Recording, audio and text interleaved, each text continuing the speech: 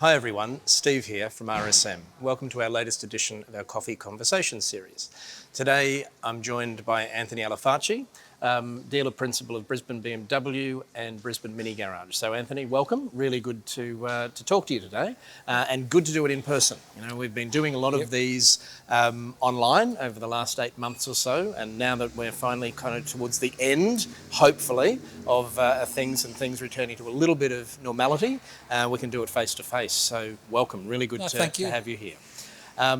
This is all about a conversation over a coffee. Yep. So can we just start by asking what you're drinking today? Yep, I'm a green tea man, mate. I was a big coffee drinker for some time, but my choice today is a green tea, and I think keeps me a little bit more level during the day. That's very good and very healthy. Quite impressed.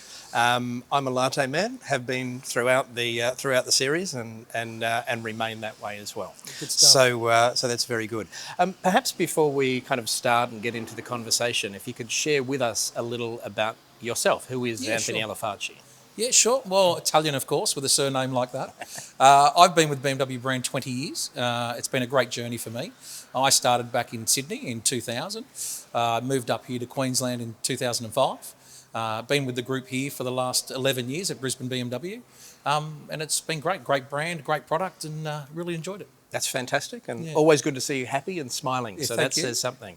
That's a good segue too. Perhaps tell us a little bit about Brisbane BMW, about the business, and Brisbane Mini Garage. Yeah, sure. Brisbane BMW has been here for the last 22 years, I should say. Owned privately till 2014. Sime Darby Motor Group bought the business in 2014. Sime Darby have got a great relationship with BMW globally. So it was very fitting that they took a business like Brisbane BMW, which was successful, and we've done some great things with it since. Oh, that's really good. And I'd like to explore some of those great things, perhaps, that you've done over in the short period of time behind us.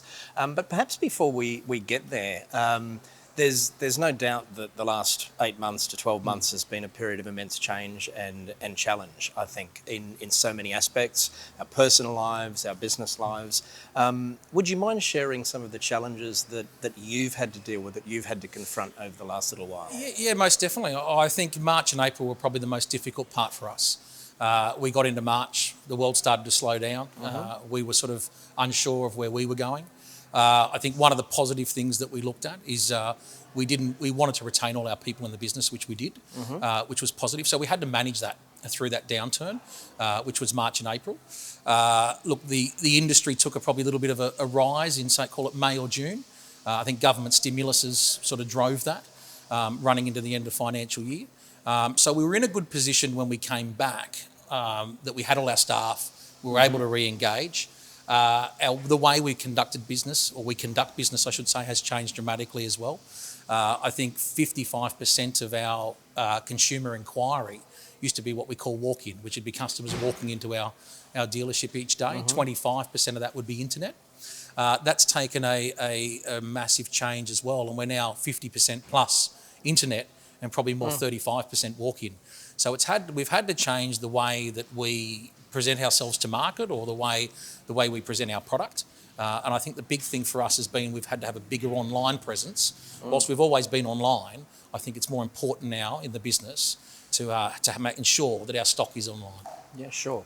That's fantastic, and really good to hear that story about, you know, the business model itself being challenged. And I think we're seeing that so many of our clients, so many businesses that we deal with, we have seen the necessity to, you know, change their operations, you know, or change the way they go to market. The word that springs to mind is pivot. You know, that's a word that I think we hear more and more out of this pandemic, because we've had to pivot the business model.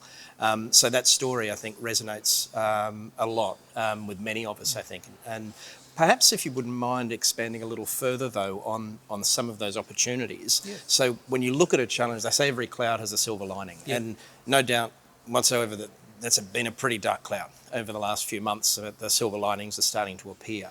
Could you share with us a little bit more about the opportunities, and maybe some of those that you see perhaps staying in the business going forward in a post-COVID world? Yeah, definitely.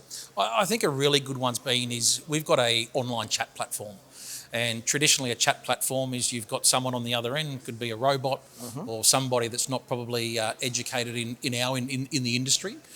We've actually got salesmen now online. So once upon a time you'd inquire and you'd get back, oh, one moment please. And whereas now we've actually got salesmen on the other end of those chat lines. And we found the engagement from customers has been astronomical. And it's had some success in our business with some sales. But I reckon that's a really good one moving forward, because with that shift in inquiry going to digital or online, I think we've got to make sure that we adapt in those spaces. And I think that online chat platform of a real person on the other end has been a really positive thing for us. Yeah, that's brilliant. Great story about, adaptation of your business in a time of adversity. So thank you so much for sharing, Anthony.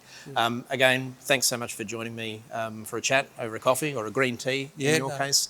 Thank you all for joining us once again, and for spending a little bit of time. Hopefully you gained some great insights from Anthony there. And I'm sure if there is anything you would like to hear a little more about, Anthony would be very happy to share those as well. Yeah, so definitely. mate, thanks again. Oh, thank you. Take care, and we'll talk again very soon. You too. And thanks, everyone.